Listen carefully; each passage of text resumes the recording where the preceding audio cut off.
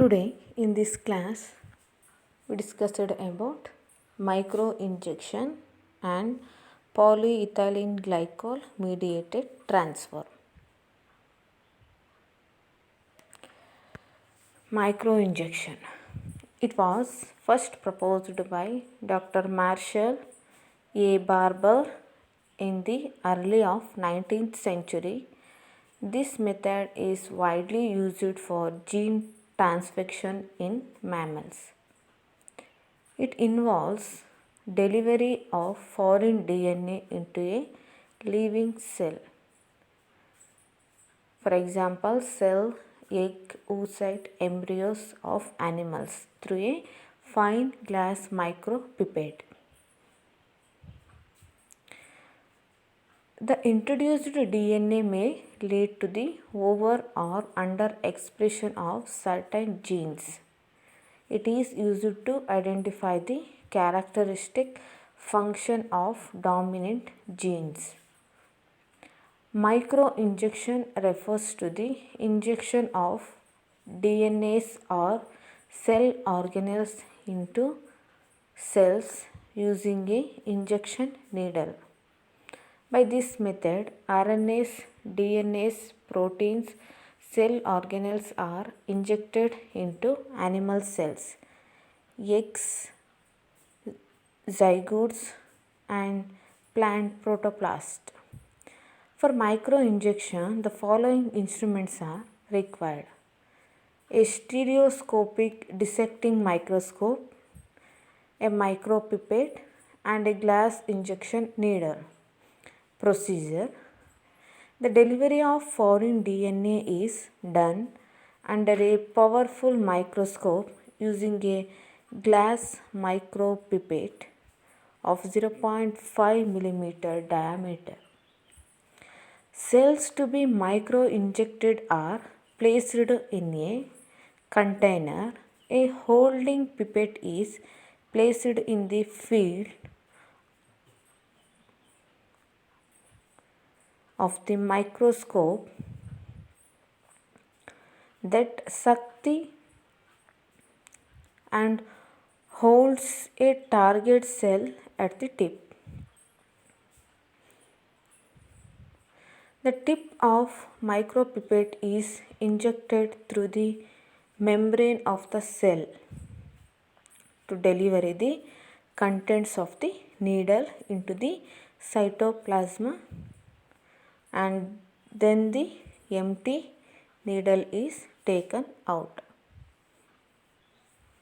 Advantages of microinjection: no requirements of a marker gene, and introduction of the target gene directly into a single cell, and easy identification of transformed cell upon injection of dye along with the DNA. And fourth one, no requirement of selection of the transformed cells using antibiotic resistance and or herbicide resistance markers. It can be used for creating transgenic organism, particularly mammals. And limitations: and it is costly, and it is skilled person required, and more useful for animal cell and embryonic cells preferred for manipulation, and knowledge of mating time oocyte recovery is essential. Method is useful for protoplast and not for the walled cell. And the last one, polyethylene glycol mediated transfer. It is a chemical gene transfer method.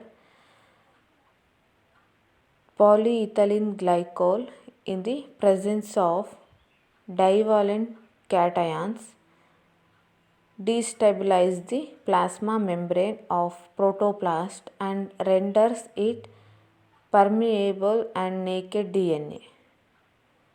In this way, the DNA enters nucleus of the protoplast and get integrated with the genome.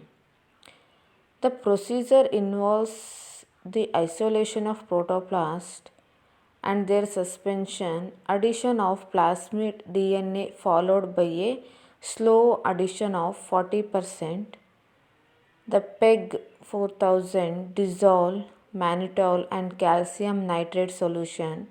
As this mixture is incubated, protoplast get transformed. And the advantages of polyethylene glycol is a large number of protoplasts can be simultaneously transformed, and this technique can be successfully used for a wide range of plant species. And the limitations are the DNA is susceptible for degradation and rearrangement, and it is random integration of foreign DNA into genome may result in undesirable traits, and regeneration of plants from transformed protoplast is a difficult task. And last one, DNA mediated gene transfer. DNA mediated gene transfer is a procedure which uses purified DNA to introduce new genetic elements into cells in culture.